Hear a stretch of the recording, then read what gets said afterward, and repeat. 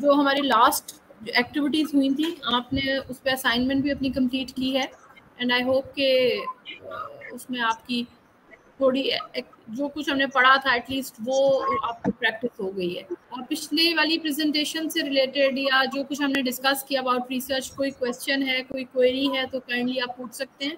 जब तक आप प्रैक्टिस नहीं करेंगे आप एक्सपीरियंस गेन नहीं कर सकते, और जब तक आप एक्सपीरियंस नहीं होगा आप रिसर्च राइटअप तक नहीं जा सकते ना। तो अभी जो हम लिटरेचर सर्चिंग की कुछ इफेक्टिव टेक्निक्स देखेंगे और ये प्रैक्टिस थोड़ी सी करेंगे कि एंड नोट हम रेफरेंस मैनेज कैसे कर सकते हैं, अपनी लाइब्रेरी कैसे सेटअप कर सकते हैं, और तीसरी चीज़ ये कि कौन कौन से सर्च इंजन्स हैं, स्कॉलर डेटाबेसेस हैं, कौन से जर्नल्स हैं जहाँ से हम रेफरेंसेस ले सकते हैं। ठीक है, बेसिकली मैंने आपको यहाँ पे जो चीज़ें बतानी है वो आपके साइंटिफिक रिसर्च प्रोसेस को हम दोबारा से टच करते हैं। तो साइंटिफिक रिसर्च प्रोसेस में हमने रिसर्च प्रॉब्लम आइडेंटिफिकेशन कर ली थी, उससे रिलेटेड हमने रेलेवेंट लिटरेचर सर्च की, आज हम बात करेंगे। रिसर्च क्वेश्चन डेवलप कैसे करना है वहां तक हम पहुंच गए थे, हाइपोथेसिस और ऑब्जेक्टिव को भी हमने थोड़ा थोड़ा टच कर लिया था। और बाकी रिसर्च मेथडोलॉजी जब कवर होगी, जो कि अगले अगले सेशंस में कवर होगी, तो रिसर्च मेथडोलॉजी में हम स्टडी डिज़ाइंस कवर करेंगे और फिर देखेंगे कि रिसर्च क्वेश्चन के साथ, हाइपोथेसिस और ऑब्जेक्टिव के साथ कौन सा डिज़ाइन सूट करता है। ठीक है, सो अभी फोकस आज हमारा रेलेवेंट लिटरेचर सर्च पे है। तो आप लोगों में से कौन कौन है जिन्होंने कभी गूगल स्कॉलर यूज़ किया, कभी साइंस डायरेक्ट और कभी पबमेड, ये 2-3 बड़े स्कॉलरली डेटाबेसेस हैं और सर्च इंजन्स हैं, इनमें से कौन सा किस यूज़ किया आप लोगों ने? कोई रिप्लाई देना चाहे तो। मैम गूगल स्कॉलर यूज किया। मैम हमने गूगल स्कॉलर और पबमेड यूज किया। चलें, गुड। तो गूगल स्कॉलर पे आपने पेपर पढ़ने के लिए यूज किया या कभी कुछ फिल्टर्स भी लगा के उसको सर्च किया? नहीं मैम, पेपर्स आर्टिकल्स पढ़ने के लिए यूज किया। ठीक है, जो सर्चिंग टेक्निक्स आप में से किसी ने सिस्टमैटिक रिव्यू के लिए सर्च की कभी? सिस्टमैटिक रिव्यू में किसी के साथ पार्ट में किसी एज अ को ऑथर काम किया हो या इंडिपेंडेंटली किया हो? सो हम बेसिकली हमारे पास सोर्सेज क्या हैं लिटरेचर को लेने के? लिटरेचर के लिए हमारे पास जर्नल्स मौजूद हैं।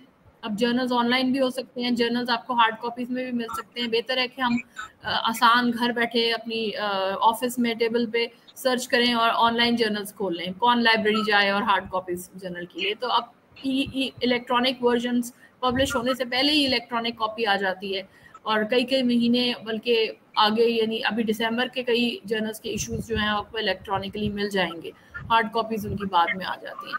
ठीक है, तो इसलिए अब सारी दुनिया में यही ट्रेंड है कि आप उसको ई कॉपीज या ई जर्नल्स को सर्च कर लें।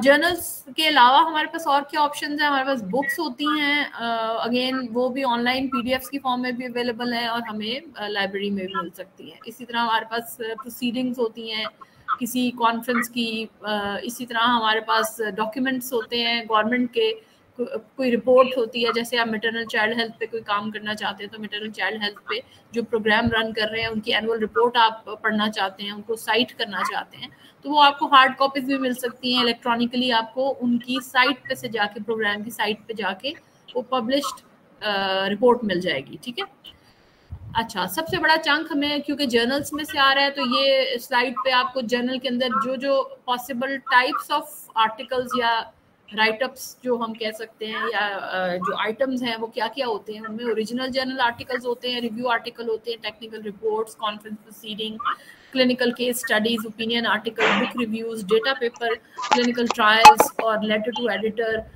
शॉर्ट कम्युनिकेशन, केस रिपोर्ट्स अलग से भी होती हैं। सो बहुत सारी डिफरेंट जर्नल्स की डिफरेंट पसंद है, कोई ज़रूरी नहीं कि हर जर्नल ही सारा कुछ करे। कुछ जर्नल सिर्फ ओरिजिनल और रिव्यू आर्टिकल्स पे ही फोकस रखते हैं, कुछ journal independently case report journals हैं, केस सीरीज जर्नल्स हैं जो सिर्फ केस रिपोर्ट्स ही पब्लिश करते हैं। ठीक है, सो इसके लिए इम्पोर्टेंट ये है कि हम पहले क्लियर करें हमें क्या सर्च करना है। सर्चिंग हमेशा पर्पस के साथ होनी चाहिए और यानी टू द पॉइंट सर्च करो। क्या पहले से लिखो कि मैंने क्या सर्च करना है, अपने कीवर्ड्स आइडेंटिफाई करो। सेकंड पॉइंट के कौन कौन से वर्ड्स आप यूज करना चाह रहे हैं एज ए कीवर्ड सर्च के लिए, ताकि बार बार बदलो नहीं। उन कीवर्ड सर्च को अपनी वो आपको हेल्प करेगी, आप फोकस्ड रहो और रेलेवेंट लिटरेचर आपको मिले। फिर भी जब कुछ कीवर्ड्स आप एंटर करोगे तो आपको बहुत ज़्यादा लिटरेचर मिलेगा। फॉर एग्जांपल अभी मैं आप लोगों से कहती हूँ कि आप अपनी अपनी विंडो पे, आपकी लैपटॉप्स पे आप गूगल स्कॉलर ओपन करें, एक तरफ गूगल स्कॉलर करें और एक के ऊपर आप पबमेड ओपन करें। ये दो सर्च इंजन्स आप scholarly search engines and databases open करें।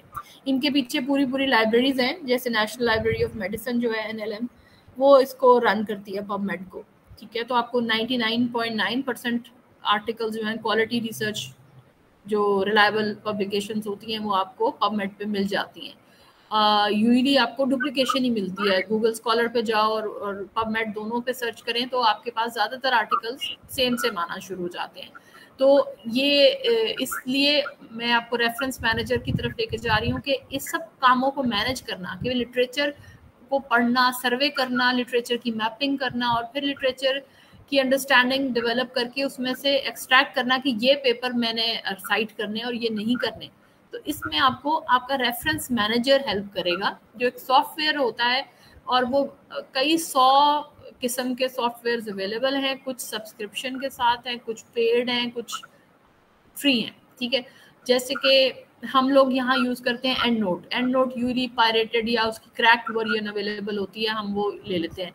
इंस्टीट्यूट्स लाइसेंस वर्जन परचेज कर लेते हैं, वो इतना महंगा नहीं है लेकिन अवेलेबल होता है, वो इजीली परचेज कर सकते हैं। इसके अलावा मेंडले है जो कॉमनली यूज होता है, और बहुत सारे बिब्लियोग्राफी मैनेजर के नाम से है, बिबटेक्स है। तो ये सारे रेफरेंस मैनेजर्स हैं जो रेफरेंसेस को, आपकी लाइब्रेरी को, आपकी बिब्लियोग्राफी को मैनेज करने में हेल्प करते हैं। तो अगर आप चाहते हैं कि आप जल्दी से आर्टिकल लिख सकें, जल्दी से एक अपना थीसिस का ये वाले चैप्टर मुकम्मल कर लें, तो उसके लिए आपको रेफरेंस मैनेजर सीखना चाहिए। उसके बगैर मैं तो एक कदम नहीं चल सकती। मेरा कोई अगर स्टूडेंट ये कहे कि मैं मैनुअली लिख के मैडम आपको भेज रहा हूँ एंट्री करके और आप इसे चेक कर दें, तो मैं वो थीसिस या आर्टिकल चेक नहीं करती जब तक कि वो एंड नोट के थ्रू या किसी रेफरेंस मैनेजर के थ्रू ना हो। उसमें बहुत ज़्यादा गलती की गुंजाइश होती है और आप किसी चीज़ को अपडेट नहीं कर सकते इतनी आसानी से। सो हम अब वन बाय वन इसको लेके चलते हैं। ये आपकी कुछ, मैं इक्वेटर नेटवर्क आपको, आप अगर ओपन करें ना अपने ये दो, एक सर्च इंजन से ओपन करें और तीसरी ये इक्वेटर नेटवर्क भी ओपन कीजिएगा। इक्वेटर नेटवर्क की website, simple equator network search करें तो आपका उसका गूगल के ऊपर ही लिंक आ जाएगा, ठीक है। मैं यहाँ पे थोड़ा सा आपको टाइम दे रही हूँ कि आप जरा खोलें। जब आप सब ओपन कर लें तो मुझे बताइएगा। सबकी तरफ से ओके का सिग्नल, हैंड रेज कर दें, या इसमें क्या ऑप्शन है, हैंड रेज की है? बिल्कुल yes ma'am, doctor Fatima Zubair ने हैंड रेज किया। जी, आप फातिमा बताइए, आप कुछ कहना चाह रही हैं?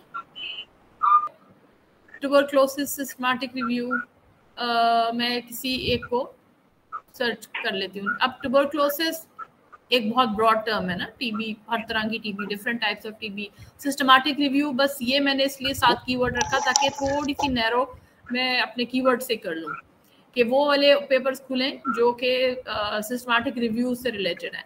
अगर मैं टीबी के साथ लिख देती हूँ कि पल्मनरी ट्यूबरक्लोसिस यूज करूँ टर्म, तो थोड़ा सा और स्पेसिफिक हो जाऊंगी ना, इसलिए कि नीचे आप देखो खाली ट्यूबरक्लोसिस सिस्टमैटिक रिव्यू के साथ ये कितने हैं, 12 लाख, यानी तकरीबन 1 मिलियन प्लस रिजल्ट्स हैं, ठीक है ना। ये कोई इंसान पढ़ नहीं सकता।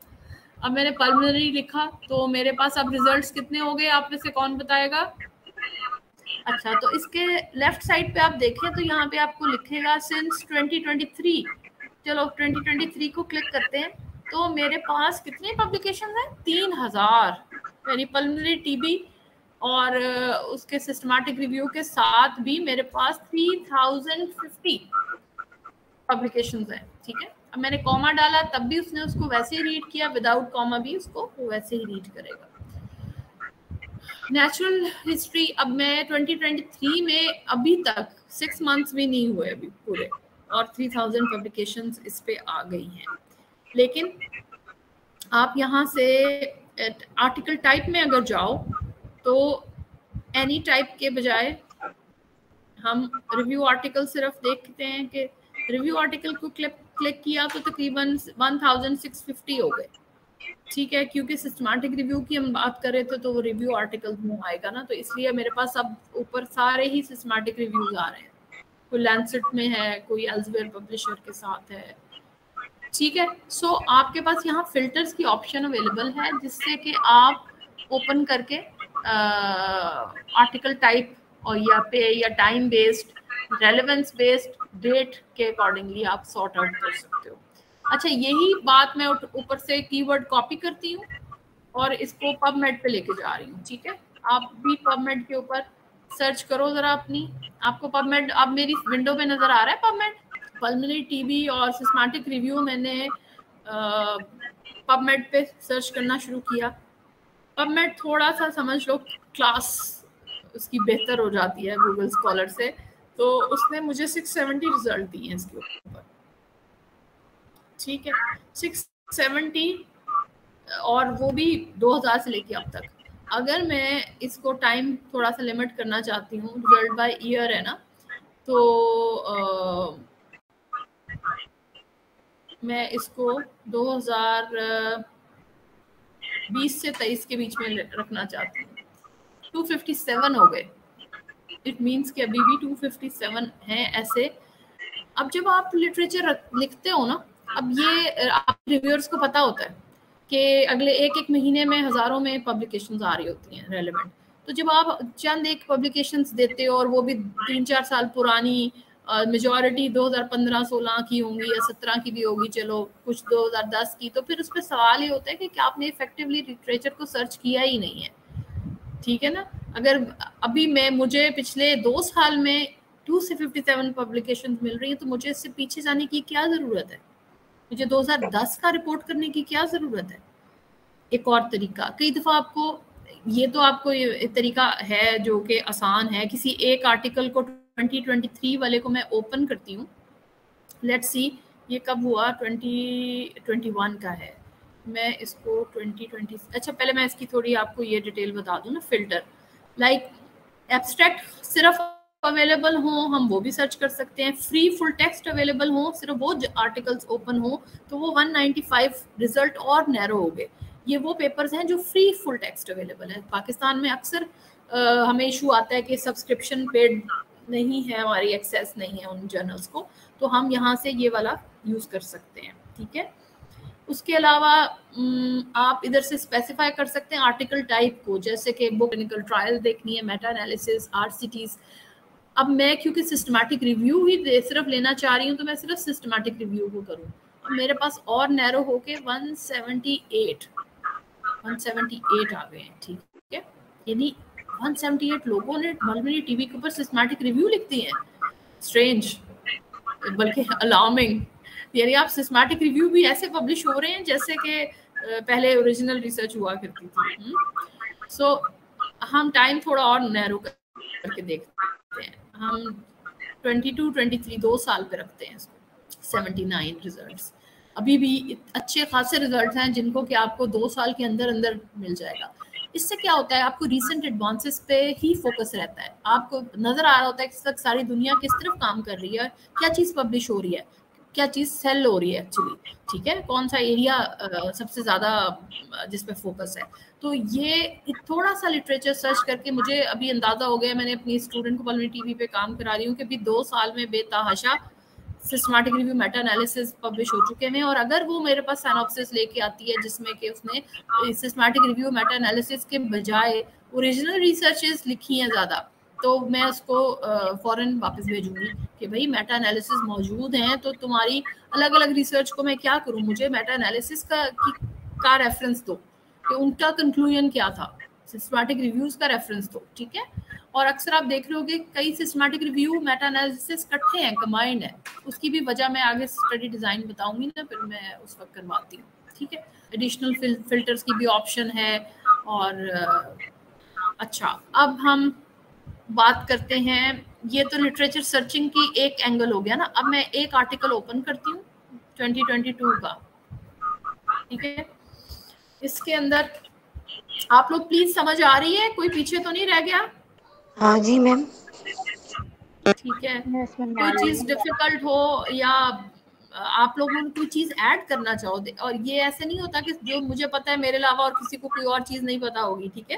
अगर आप कोई इसमें कोई पॉइंट ऐड करना चाहोगे, अपना एक्सपीरियंस बताना चाहो और कोई टिप देना चाहो तो प्लीज दे सकते हो, ठीक है। अच्छा, अब मैं ये बताना चाह रही थी कि जब मैंने ये आर्टिकल ओपन किया, ये 2022 में पब्लिश हुआ है, तो मैं ये आपको पता है ना कि जब आप लिटरेचर सर्च करते हो तो ये आपका एब्रीविएटेड जर्नल नेम आ रहा है, जर्नल का एब्रीविएटेड नेम, और ये एब्रीविएशन भी national library of medicine PubMed की इंडेक्स जर्नल्स की लिस्ट है, उनमें ही एब्रीविएटेड जर्नल नेम्स की आप अगर गूगल पे भी सर्च करो तो एब्रीविएटेड जर्नल नेम्स आपको निकल आएंगे, उसमें से आप देख सकते हो। और ये ईयर आ रहा है, ये मंथ आ रहा है, ये उसका डेट आ रही है, उसके बाद ये 11 और ब्रैकेट में 3, ये पहले वॉल्यूम होता है, ब्रैकेट में इशू होते हैं। एक वॉल्यूम में तकरीबन 3, 4 या 12 भी इशू हो सकते हैं, कई तो 24 इशू भी करते हैं, यानी एक साल का एक वॉल्यूम कहलाता है। और उसके अंदर मंथली इशू हैं तो 12 इशूज हो जाएंगे, अगर फोर्टनाइटली इशूज आ रहे हैं तो 24 इशूज हो जाएंगे, अगर क्वार्टरली हैं तो 4 इशूज हो जाएंगे। इस तरह से आप उसका नंबर यहाँ स्पेसिफाई होता है कि 4th इशू में ये पेपर पब्लिश हुआ है या फर्स्ट पे हुआ है। इसके बाद आप कोलन डाल के ये आपके पेज नंबर होते हैं। उसके बाद ये DOI क्या है, आप में से कौन बताएगा DOI क्या होता है?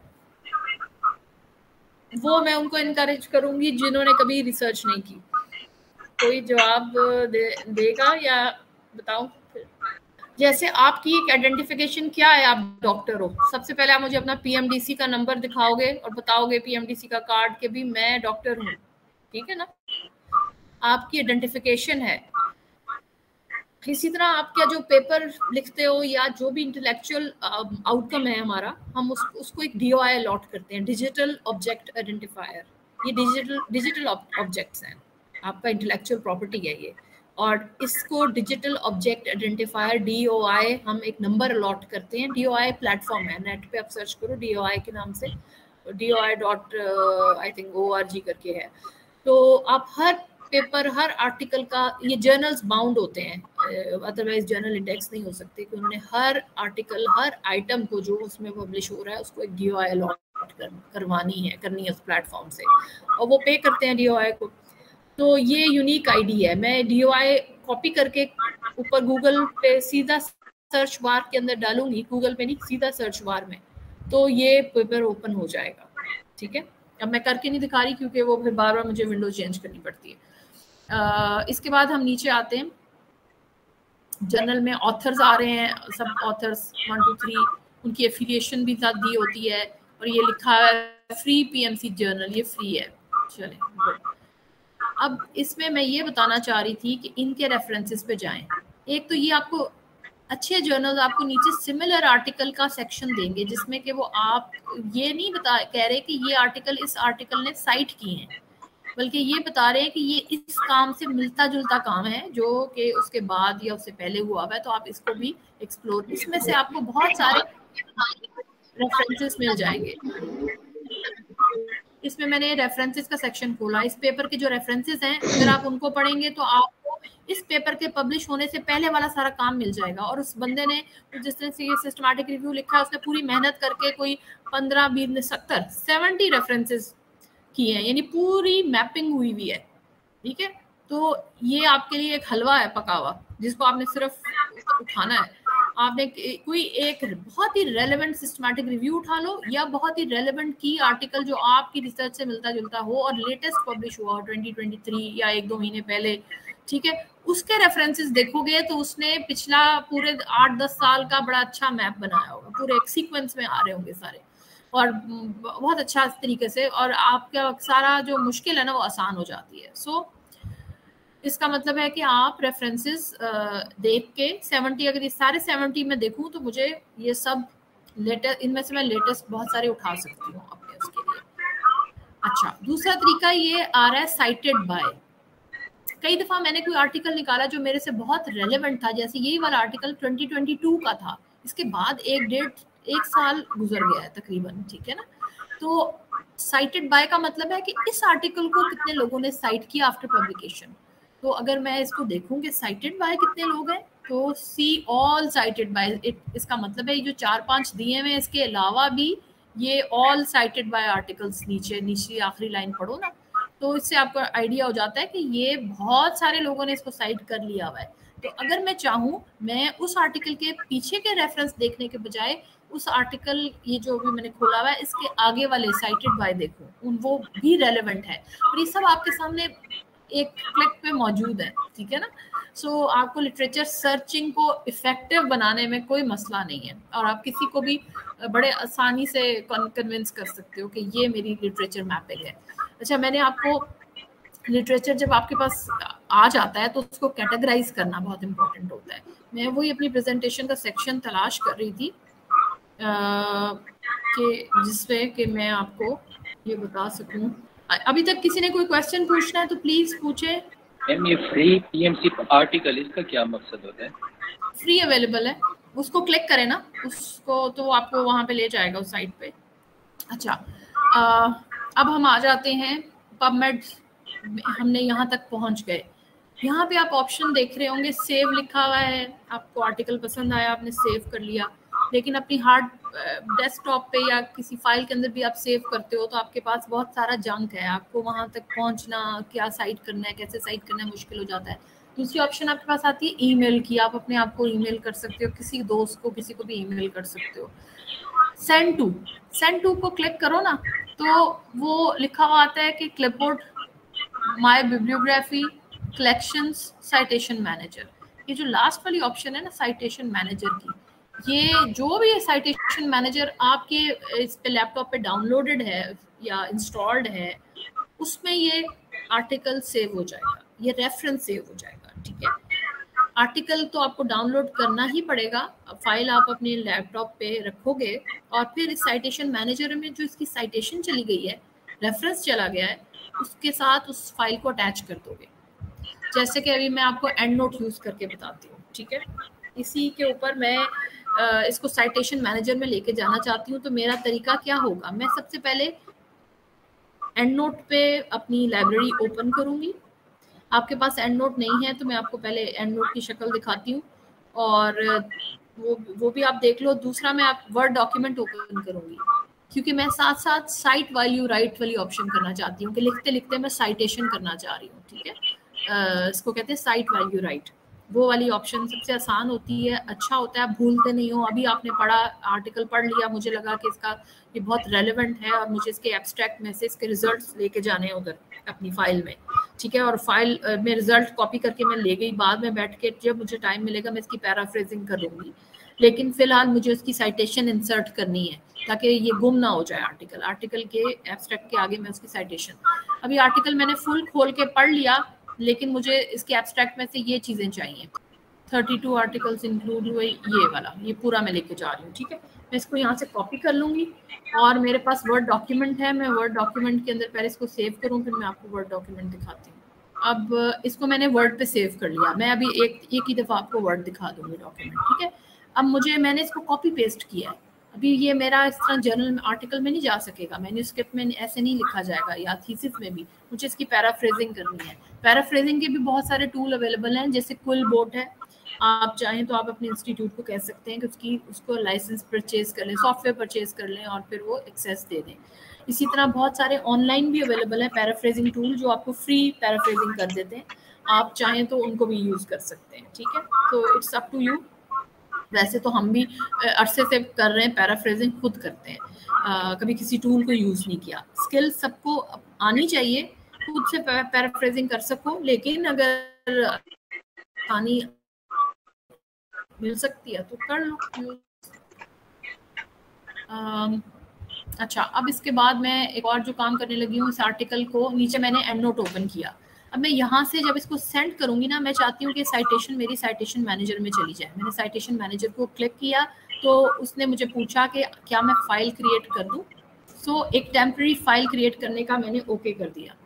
अब वो कह रहा है कि अभी डाउनलोड स्टार्ट होने लगा है। उसने मुझे पूछा कि मैं आपकी फाइल को कहाँ सेव करूँ। तो मेरे पास आपको ये नजर आ रहा है कि ये मेरी विंडो नजर आ रही है कहाँ सेव करना है? No ma'am. No ma'am. अच्छा, मैंने उसको सेव किया, उसने मुझे पूछा कहाँ सेव करना है, तो मैंने किसी एक फोल्डर में उसको सेव कर लिया। ये तो आप कर सकते हो ना, ठीक है। अच्छा, मेरे पास ठहरो, वो वाली जो ऑप्शन है ना कि पूरी एंटायर स्क्रीन वाली ऑप्शन, आई थिंक वो उसको क्लिक करूंगी तो आपको शायद नजर आ जाए। क्रिएट फाइल में उसने मुझे पूछा कि आपकी फाइल कहाँ पे सेव की जाए, और मैंने उसको कहा कि अब क्योंकि मैं पहले सेव कर चुकी हूँ इसलिए अब मैं 1 आगे 1 लिख के सेकंड नेम के साथ सेव। जब मैं सेव करूंगी ना तो आप देखोगे नीचे लेफ्ट साइड पे वो फाइल अपीयर हो जाएगी, नजर आ रही है? जी जी जी। अब क्योंकि मेरा एंड नोट और नीचे एंड नोट भी नजर आ रहा है, जी मैम। ये एंड नोट है, ठीक है, ये एंड नोट सॉफ्टवेयर है, ये ओपन हुआ हुआ है। तो जब मैं इस फाइल को क्लिक करूंगी ना तो ये फाइल एंड नोट में ओपन होगी, इसको क्लिक करना जरूरी है। ये सेव हो गई और फिर जब मैंने इसको क्लिक किया, क्योंकि एंड नोट ओपन था, ऑटोमेटिकली उसमें सेव हो जाएगा। अगर एंड नोट ओपन नहीं होगा तो वो आपको बतला देगा कि एंड नोट मुझे ओपन करो, ये फाइल मेरे अंदर सेव होने लगी है, ठीक है। अब एंड नोट देखते हैं कि एंड नोट में वो फाइल आ गई कि नहीं। इंपोर्टेड रेफरेंसेस, ऑल रेफरेंसेस में ये रिसेंटली एडेड रेफरेंस है जो पल्मोनरी टीबी और रिस्क ऑफ ये ऐड हुआ है, ठीक है। एंड नोट ये जो वर्जन है, हर वर्जन का एक लुक डिफरेंट होती है। आपके पास आप जो भी डाउनलोड करोगे, जो भी लोगे वर्जन, में एक लिंक भी शेयर करूंगी जिसपे कि एंड नोट फ्री अवेलेबल किया हुआ है किसी ने। अभी मैंने वो खोल के नहीं देखा, मैंने बहरहाल शेयर किया अपने ग्रुप्स में, आपको भी मैं शेयर कर देती हूँ। उसमें से देखो कि आप एंड नोट डाउनलोड कर सकते हो कि नहीं। SPSS भी उस पर अवेलेबल है, ठीक है। सो ये आपके पास रेफरेंस आ गया। अब मैंने इस रेफरेंस को हाईलाइट किया, क्लिक कर दिया ना, और फिर इसके बाद मैं इस रेफरेंस को जब वर्ड पे लेके जाऊंगी, वर्ड मेरा ये डॉक्यूमेंट ओपन हुआ हुआ है, मैं इस वर्ड डॉक्यूमेंट के अंदर ये मैंने वो कॉपी पेस्ट किया हुआ है, मैं यहाँ पे स्पेस देके यहाँ इंसर्ट करना चाहती हूँ। तो अब वर्ड के ऊपर देखोगे एंड नोट 20 की ऑप्शन आ रही है। आप लोग सबको समझ आ रही है? एंड नोट 20 वर्ड के अंदर भी शो होगा, क्योंकि एक सॉफ्टवेयर आपके लैपटॉप पे इंस्टॉल्ड है, तो वो आपकी वर्ड में, आपके पावर पॉइंट में, आपकी सारे जो माइक्रोसॉफ्ट ऑफिस के हैं उनके अंदर शो होगा। आप कहीं पे भी, इवन आप पावर पॉइंट की प्रेजेंटेशन बना रहे हो तो आप एंड नोट के थ्रू रेफरेंस को इंसर्ट कर सकते हो। जैसे कि मैं एंड नोट को ओपन करूंगी, ठीक है, यहाँ पे लिखा हुआ आ रहा है उल्टे हाथ पे, आप देखो लेफ्ट पे, इंसर्ट साइटेशन। इंसर्ट साइटेशन में सेकंड ऑप्शन है इंसर्ट सिलेक्टेड साइटेशन, क्योंकि मैंने वहां सिलेक्ट की हुई है तो मैं इसको क्लिक करूंगी तो ये साइटेशन इधर इंसर्ट हो जाएगी।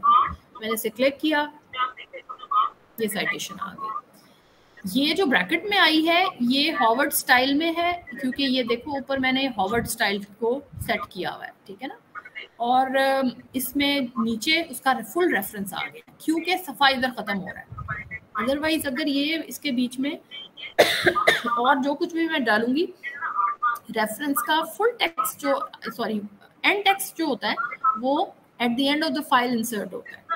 इसको कहते हैं इन टेक्स्ट, इसको कहते हैं एंड टेक्स्ट। क्लियर?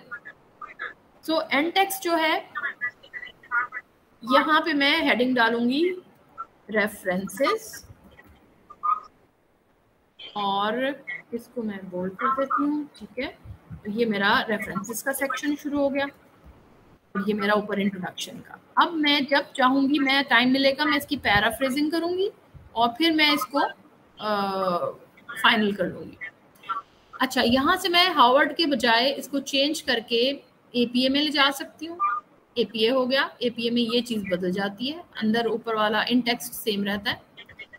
सो उसके बाद मैं यहाँ से BMC सर्जरी, यहाँ वैंकूवर सबसे कॉमनली यूज स्टाइल है, वैंकूवर पे शिफ्ट कर दिया। ये नंबर्ड स्टाइल है, यहाँ नंबरिंग होगी, ये नंबर 1 है और वो भी नंबर 1 है।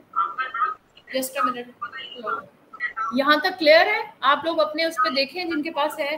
जैसे मैम काइंडली एंड टेक्स्ट और इन टेक्स्ट का थोड़ा सा बता दें। जब आप रेफरेंस साइट करते हो ना, अच्छा पहले तो आप मुझे बताएंगे साइटेशन और कोटेशन में क्या डिफरेंस है, कोई बताएगा? कोटेशन का मतलब होता है किसी की बात को, किसी की कही हुई जैसे डेफिनेशन है उसको वर्ड टू वर्ड वहां पे लिखना और फिर से इन्वर्टेड कॉमर्स में लिखें, ताकि किसी की कहीं भी बात है या किसी की डेफिनेशन है किसी चीज की तो वो प्रॉपर्ली इन्वर्टेड कॉमर्स में, उसको कोटेशन कहते हैं। लेकिन जब आप किसी की कहीं भी बात को, किसी के किए हुए काम को अपने अल्फाज में लिखते हो, पैराफ्रेजिंग करते हो, उसके अपनी तरीके से उसको बयान करते हो, तो कहते हैं साइटेशन।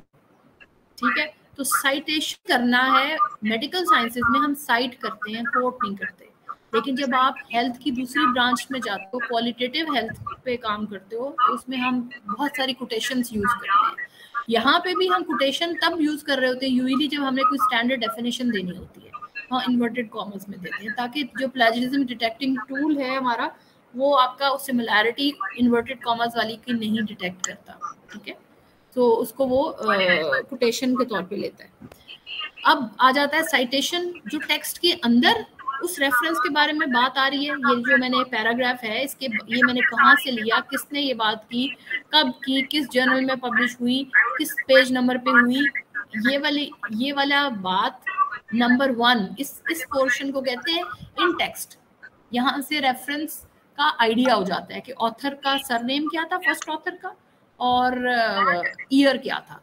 लेकिन ये नंबर्ड स्टाइल में आपको सिर्फ नंबरिंग नजर आता है, आपको और कुछ नजर नहीं आता। लेकिन अगर आप हार्वर्ड स्टाइल में जाओगे तो यहाँ पे ऑथर का सरनेम, फर्स्ट ऑथर का, और ईयर नजर आएगा, जो कि मेरा ख्याल ज्यादा अप्रोप्रिएट है। तो हम जब थीसिस लिखवाते हैं तो हम हार्वर्ड में लिखवाते हैं, लेकिन यूजुअली जर्नल्स वैंकूवर स्टाइल पसंद करते हैं। तो इसमें अब यहाँ तो ब्रीफ आ सकता है ना, आपने इतनी लंबी कहानी लिखनी है, उसके बीच में बड़े बड़े रेफरेंसेस लिखे हुए बहुत बुरे लगते हैं, इसीलिए एंटेक्स बनाया गया कि यहाँ आप सिर्फ उसका एक आइडिया दे दो और एक ब्रीफ सा इंट्रो दे दो, और नीचे जहाँ टेक्स्ट खत्म हो वहाँ एंड टेक्स्ट के तौर पे उसका कंप्लीट रेफरेंस हो, जिसमें के सारे ऑथर्स के नाम हो, उसका टाइटल हो आर्टिकल का, उसका किस जर्नल में पब्लिश हुआ है, उसकी एब्रीविएटेड जर्नल नेम की फॉर्म में हो, ईयर हो, वॉल्यूम, इशू, पेज नंबर, सब कुछ हो। ठीक है, इवन DOI भी हो, उसका URL है तो वो हो, आपने कब उसको एक्सेस किया आप वो भी ऐड कर सकते हो उसमें। ठीक है, अब हम आ जाते हैं, और क्या चीज इसमें बतानी थी, आप साइटेशन को एडिट भी कर सकते हो। जैसे मुझे लगता है कि मैंने URL भी साथ ऐड करना है, मैं कॉपी करके URL इसके अंदर ऐड कर देती हूँ। मुझे यहाँ पे कहीं अपडेट करने का इशू आता है, तो ये जो अपडेट साइटेशन और बिब्लियोग्राफी की ऑप्शन है, मैं इसको अपडेट करती हूँ तो ये ऑटोमेटिकली अपडेट हो जाता है। अभी मैं इसको हार्वर्ड पे ले जाती हूँ, हार्वर्ड पे जरा अच्छा लगता है पढ़ने में, ईयर नजर आता है ना। सुपरवाइजर को तो मैं तो हार्वर्ड में ही देखती हूँ कि पहले हार्वर्ड में भेजो ताकि मुझे अंदाजा हो कि कौन से साल का साइट किया आपने। अच्छा, अब हम वापस आते हैं उसके ऊपर जो हम काम कर रहे थे। अच्छा, अब मैं आराम से इस पे जा सकती हूँ गूगल स्कॉलर पे। गूगल स्कॉलर में हमारे पास बहुत सारे रिजल्ट हैं, हमने 2023 में भी देखा तो अच्छे खासे रिजल्ट आ गए।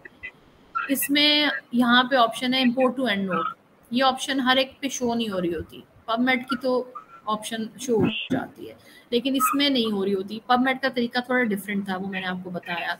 यहाँ पे होता है कि जिनकी शो नहीं हो रही वो यहाँ पे जाएं, एंड नोट इंस्टॉल जरूर हुआ हो, उसके बाद ये गूगल स्कॉलर की बार है। ठीक है ना, इसमें नीचे सेटिंग्स है, सेटिंग्स पे जाके आप सबसे नीचे जाते हो तो ये लिखा है बिब्लियोग्राफी मैनेजर। मेरा ऑलरेडी एंड नोट पे सेट है, अक्सर लोगों का बिबटेक्स पे सेट होता है, तो आप उसे एंड नोट पे सेट करें और मजीद नीचे जाएंगे तो सेव की ऑप्शन आती है, आप उसे सेव करें और इस तरह आपका EndNote import to EndNote की ऑप्शन यहाँ आ गई। यहाँ हर आर्टिकल के नीचे गूगल स्कॉलर में लिखा है साइटेड बाय वन, आप खोल के देख सकते हैं किसने इसको साइट किया। ठीक है, फिर वापस गए साइट, इसकी साइट की ऑप्शंस इधर भी हैं, MLA, APA style, Chicago style, Harvard style, Vancouver style, ये जो कॉमन स्टाइल्स है ना वो इसमें वैसे भी दिए हैं, आप कॉपी पेस्ट भी कर सकते हैं। और नीचे ये बिब टेक्स्ट, एंड नोट, रेफमैन, रेफ, ये सारे बिब्लियोग्राफी मैनेजर हैं। अब मेरा एंड नोट है तो मैं इधर से भी क्लिक करके उसको एंड नोट पे शिफ्ट कर सकती हूँ किसी भी आर्टिकल को। ठीक है, करके दिखाऊं या ठीक है? अच्छा, इसकी ना नीचे लिखी होती है ऑल 5 वर्जन्स के, उसकी कौन कौन सी वर्जन अवेलेबल है। जैसे कि उसकी एक वर्जन हमें एक ये जर्नल के उसमें से मिल रही है, ये दूसरी वर्जन है, ये तीसरी हमें, चौथी, पांचवी, जितनी नेट पे उसकी वर्जन अवेलेबल होंगी ना, कई ये रिपोजिटरी के थ्रू वर्जन है, ये पबमेड के थ्रू है, ये यूरो पेपमैक के थ्रू है, ये नार्सिस के थ्रू है, इन डिफरेंट डेटाबेसेस के थ्रू जो वर्जन अवेलेबल होंगी वो इस पे आ जाएंगी। जैसे कि मैं अब ऑथर नेम से सर्च करती हूँ, फॉर एग्जांपल 2023 है ना, और मैं 2022 से ले रही हूँ, ठीक है। इसमें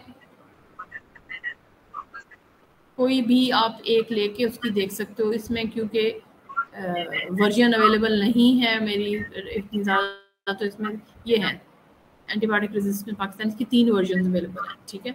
और PGMHS के साथ भी है, स्कॉलर एक्ट आर्काइव्स के साथ भी है, और ये तो सेम वही है, ठीक है। तो इस तरह से आप देख सकते हो। दूसरा रिलेटेड आर्टिकल, उस जैसे आर्टिकल, तो यानी आपको कोई मुश्किल होनी नहीं चाहिए। आप अपना लिटरेचर रिव्यू लिखने के लिए, सॉरी अभी तो रिसर्च मैपिंग हम कर रहे हैं ना, लिटरेचर मैपिंग कर रहे हैं। लिटरेचर निकाल लिया, सर्वे कर लिया, मैपिंग करने के लिए हम अब वो मैट्रिक्स बनाएंगे। तो लिटरेचर मैट्रिक्स की मैं आपको ऑप्शन दिखाना चाहती थी। लिटरेचर मैट्रिक्स को ज़्यादा आसान वाली वर्जन, ये 1 मिनट में, जैसे कि आपको पेपर मिल रहे हैं पल्मोनरी ट्यूबरकुलोसिस 2023 में कोई 5-6 पेपर मिल गए। आप ऑथर डेट लिखते हो, थ्योरेटिकल कॉन्सेप्चुअल फ्रेमवर्क अगर एप्लीकेबल है, ज़रूरत है आपको तो ये कॉलम ऐड करो, नहीं तो रिसर्च क्वेश्चन, हाइपोथेसिस या ऑब्जेक्टिव, जो भी इनमें से होता है वो आप यहाँ पे उनका लिख सकते हो कि उनका क्या था, उनकी मेथोडोलॉजी क्या थी। फॉर एग्जांपल कि एक क्रॉस सेक्शनल स्टडी थी, अगला मेटा एनालिसिस था, तीसरा सिस्टमैटिक रिव्यू था, फिर RCT हो गई। तो इस तरह आपको डिफरेंट मेथोडोलॉजी पता चल जाएगा कि डिफरेंट जो पल्मोनरी TB पे काम हुआ हुआ है वो डिफरेंट मेथोडोलॉजीज यूज़ की गई हैं। एनालिसिस और रिजल्ट्स में अब जितना फोकस होकर सर्च करोगे फिर उतना आपको, जैसे कि हम कहते हैं कि कॉम्प्लिकेशंस ऑफ पल्मोनरी TB पे चले जाते हैं ना, तो कॉम्प्लिकेशंस की डिफरेंट कॉम्प्लिकेशंस पे हो सकता है अलग अलग से भी काम हुआ हो, कंबाइंड कॉम्प्लिकेशंस पे हुआ हो। फिर हम इसमें ईयर और वो भी ऐड कर लेते हैं, कंट्री कि किस मुल्क का आपके पास आ रहा है, तो वो भी एक इम्पॉर्टेंट होता है। कई दफ़ा आपको अपनी इंट्रोडक्शन में बताना होता है कि पाकिस्तान से 5 स्टडीज़ वर पब्लिश्ड जो कि कॉम्प्लिकेशंस ऑफ TB पे उन्होंने बात की है, ठीक है, और उस पर एनालाइज किए रिजल्ट्स। इसी तरह आप एनालिसिस और रिजल्ट्स, उनके की फाइंडिंग्स लिख सकते हो, उनका कंक्लूजन लिख सकते हो। फिर फ्यूचर रिसर्च की इम्प्लीकेशंस, फ्यूचर रिसर्च के लिए उन्होंने अपनी इम्प्लीकेशंस कहाँ आइडेंटिफाई की होती हैं, हर आर्टिकल के डिस्कशन का आखिरी पैराग्राफ, डिस्कशन का लास्ट पैराग्राफ जो होता है ना, उसमें वो इम्प्लीकेशंस बताते हैं, और कंक्लूजन में भी इम्प्लीकेशंस बताई जाती हैं। सो इम्प्लीकेशन फॉर रिसर्च क्या होंगी कि अगले रिसर्चर्स के लिए कौन से रास्ते बता रहे हैं वो, कि क्या क्या गैप्स अभी भी हैं, और प्रैक्टिस की क्या इम्प्लीकेशन है कि पॉलिसी और प्रैक्टिस पे इसका क्या इनकी फाइंडिंग्स का असर हुआ। ये आखिरी 2 कॉलम से आप रिसर्च गैप आइडेंटिफाई कर लेते हो कि वाकई इस एरिया में मजीद काम की ज़रूरत है, या ये एस्पेक्ट जो इन्होंने किया, ये वाला जो बता रहे हैं कि रह गया, उस पर मैं काम कर लेता हूँ, ठीक है। ये बात समझ आ रही है रिसर्च गैप की? Yes ma'am. वालेकुम सलाम। मैं कहा सो तो नहीं गए? नहीं ma'am, I just joined, there was some internet, so I listening to you. ठीक है, अच्छा, ये एक और एग्जांपल दी हुई है, ठीक है।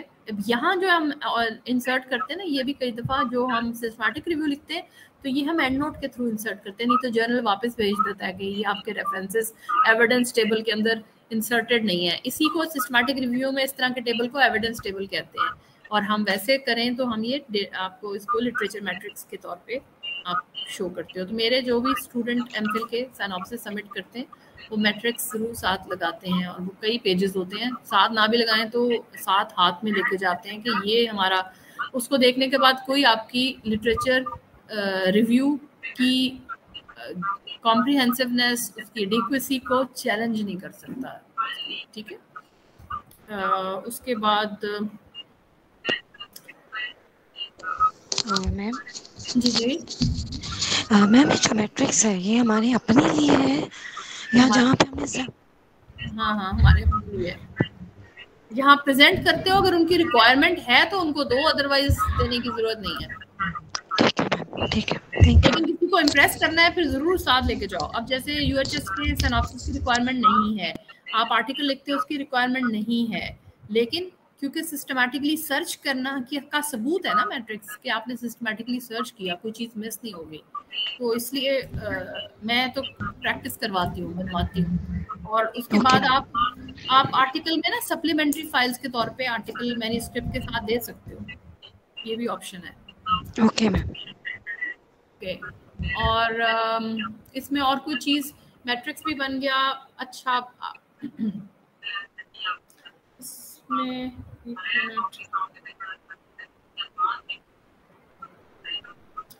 हाँ बुलियन ऑपरेटर्स मैं आपको थोड़े से बता देती हूँ क्या होते हैं बुलियन ऑपरेटर्स। बुलियन ऑपरेटर्स जो होते हैं ये आप यूज़ करते हो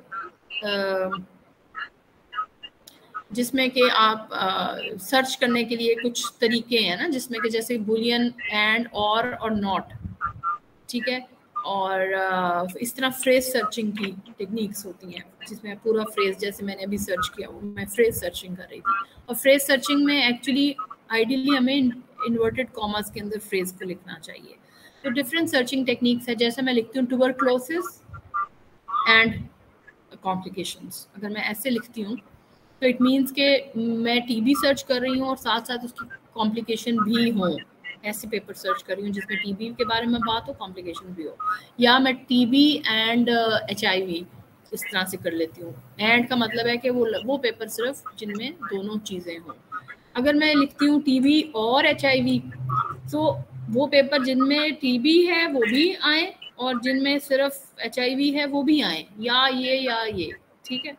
तो इट मीन्स कि मेरी सर्च बहुत ब्रॉड हो जाएगी ना, और लगाने से, एंड लगाने से सर्च थोड़ी नैरो हो रही है। वो पेपर सिर्फ आ रहे हैं जिन्होंने दोनों की बात है, इसमें नॉट लगाने से स्पेसिफिक हो जाएगा कि ब्रॉड हो जाएगी, कौन बताएगा? अगर मैं कहती हूँ TB naught HIV, specific narrow हो जाएगा ना, सिर्फ टीबी। वो पेपर नहीं खुले जो HIV जिनके अंदर जिक्र हो या HIV किया हुआ हो टेस्टिंग, ठीक है। फ्रेज सर्चिंग भी होगी हमारी, इसी तरह ट्रंकेशन, वाइल्ड कार्ड, ये भी बहरहाल मैं बहुत ज़्यादा इनको यूज़ नहीं करती, लेकिन बुलियन यूज़ हो जाते हैं और फ्रेज सर्चिंग यूज़ हो जाती हैं। और आगे आप अपनी एडवांस सर्च में जाके फील्ड्स कौन सी लेनी है, फुल टेक्स्ट सर्च करना है, आर्टिकल सर्च करना है, कीवर्ड या एब्स्ट्रैक्ट सर्च करना है, ठीक है। सो ये वही था कि दोनों को मिला के नैरो हो रही है सर्च, और के अंदर ये भी आ रहे हैं, ये भी आ रहे हैं, कंबाइंड भी आ रहे हैं। इसी तरह नॉट के अंदर आपको सिर्फ नॉट वाले आ रहे हैं, ये पूरा हिस्सा निकल रहा है। अच्छा, हम लोग तकरीबन अब कहाँ लिटरेचर सर्चिंग का कंप्लीट कर चुके हैं। आपने कोई क्वेश्चन पूछना है? लिटरेचर सर्चिंग, लिटरेचर मैट्रिक्स समझ आ गया, सर्च कैसे करना है, सिस्टमैटिकली सर्च कैसे करना है, सॉफ्टवेयर कौन से यूज़ कर सकते हैं हम, और फिर हमने फाइनली इस पे फोकस किया कि हम उसको एंड नोट के थ्रू रेफरेंस मैनेजर कौन सा यूज़ करें और रेफरेंस मैनेजर के थ्रू हम कैसे इंसर्ट कर सकते हैं साइटेशंस, ठीक है। और फिर हमारी अब आ जाता है लिखना कैसे है, लिटरेचर रिव्यू मीन्स के करके रिव्यू लिखना है, उसका एक स्पेसिफिक फॉर्मेट होता है।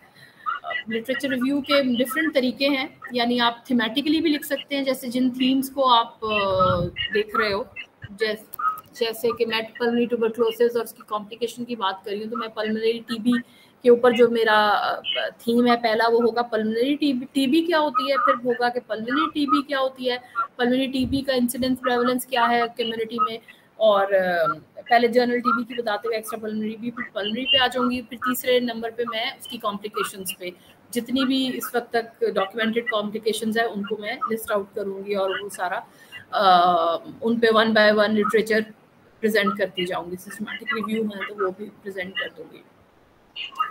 और अगर ट्रीटमेंट की बात है तो ट्रीटमेंट ऑप्शंस क्या क्या अवेलेबल हैं, first line drugs, second line drugs, MDR TB, और उसके लिए कौन कौन सी अवेलेबल है ना ट्रीटमेंट, तो वो बताऊंगी, ठीक है। अच्छा, और ये जब आप थीमेटिकली उसको चलते हो वो भी एक अच्छा तरीका है। दूसरा तरीका होता है क्रोनोलॉजिकल ऑर्डर, आप पुराने से आगे की तरफ आओ या नए से बैकवर्ड जाओ, एक क्रोनोलॉजिकल ऑर्डर फॉलो करो।